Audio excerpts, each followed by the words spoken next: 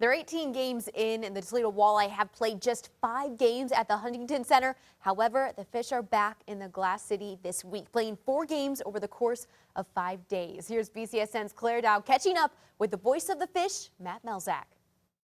Thank you, Danny.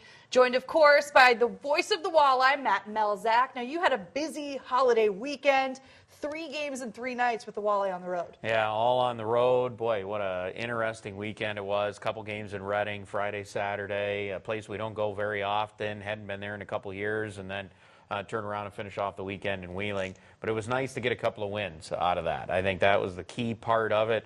If you're going to go on those kind of trips and have 13 of your first 18 games be on the road, you better do pretty well. And Toledo, over 500 on the road, pretty key going forward. If I'm being honest, I got the alert that Pat Nagel was getting called up to Grand Rapids on, I think it was Thanksgiving morning. It was. I was a little nervous because we had talked about... If your first 18 games be on the road, you better do pretty well. So it was a pain to get him there. Played very well on Saturday and Sunday. You know what? This is part of that behind the scenes that sometimes fans don't get a chance to see or realize a little bit. So we're going to get ready to pack the bus. We're going to leave at midnight on Wednesday night to go to Reading.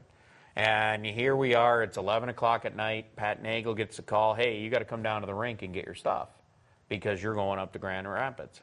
Oh, okay. So here we are, 11 o'clock. We're about to get on a bus. Who's going to be the other goaltender? You know, Caden Fulcher's not healthy yet, so he can't go. So now you got Andrew D'Agostino, had 1 goaltender. We went overnight, bus there, 1 goaltender. Dan's working all day trying to find a goalie. Found a trade partner in South Carolina. Brings in a young man, Billy Christopoulos, out of, it was in Air Force, but was in South Carolina, already had a start this year. And yeah, a little finagling, got him to Reading somehow Friday afternoon, and then turns around and he plays Saturday, Sunday, and played very well both games, 40 saves on Saturday night to give Toledo a win in Reading. So impressive Walleye debut for him, and he turned in a good performance Sunday. And when you're watching the games, you don't always think of all of the behind-the-scenes stuff that goes on, especially with how much movement there is with transactions between Grand Rapids and Detroit and Toledo. Tyler Spezia is now going up with the Griffins, but we're also getting a couple guys back. Yeah, well, you know what? Some things flipping around there a little bit. I mean, you know, they want to add some pieces there. They want to kind of shuffle their lineup. Tyler Spezia gives them a certain element that they really liked last year when he was an ECHL contract and went up and joined Grand Rapids, and obviously this year signed with Grand Rapids so they can move him up and down as many times as they want. They're going to go ahead and move him up, but we're going to get a goaltender as well. Philip Larson. Remember, Detroit just turned around and picked up a trade partner with Arizona to add a goaltender, so that's going to push a goaltender down. Well, Pat Nagel played very well this weekend, and Philip Larson's got a 4 goals against average in the American Hockey League. He's kind of struggled to find his footing there. I mean, he's a rookie. He's a first-year goaltender. He's only had 1 year in college in Denver, played very well, but he's a young man out of Sweden.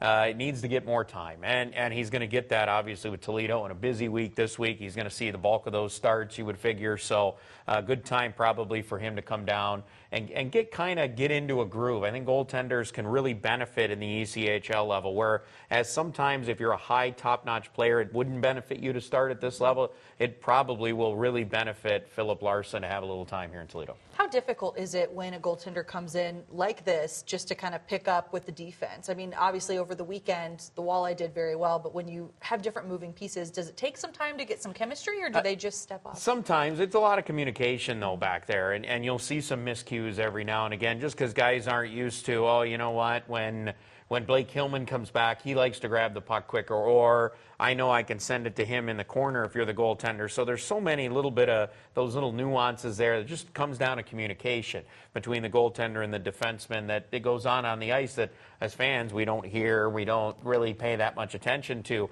But those things are very important. And, you know, Philip will take, you know, Tuesday's practice, kind of get used to the guys a little bit there, and obviously with a Wednesday morning game, you got to jump right in and play. So it's going to be trial by fire a little bit, and some learning there that's going to go on for him. Now, I've talked about it a lot. last time they had that morning game. It does not seem to faze the players. They practice in the morning. You guys are used to it, but I just think it would be so difficult to get hyped up for a game at 10:35 in the morning. Yeah, I think it's still a little bit difficult. You're right. They practice at 10:30. Toledo always practices at 10:30, so you're kind of used to that. I got to have my body ready to go. But yeah, the game time. There's the practice level, and there's that game level's a little bit higher. It's a little bit higher, and sometimes you see that with morning games. Either you'll see a bunch of goals early because not everybody's ready to go quickly, or it takes a little while to kind of get everybody started. I have a feeling with Toledo being off today on Monday, then turn around, have a good practice on Tuesday, Adirondack being here, having a practice on Tuesday,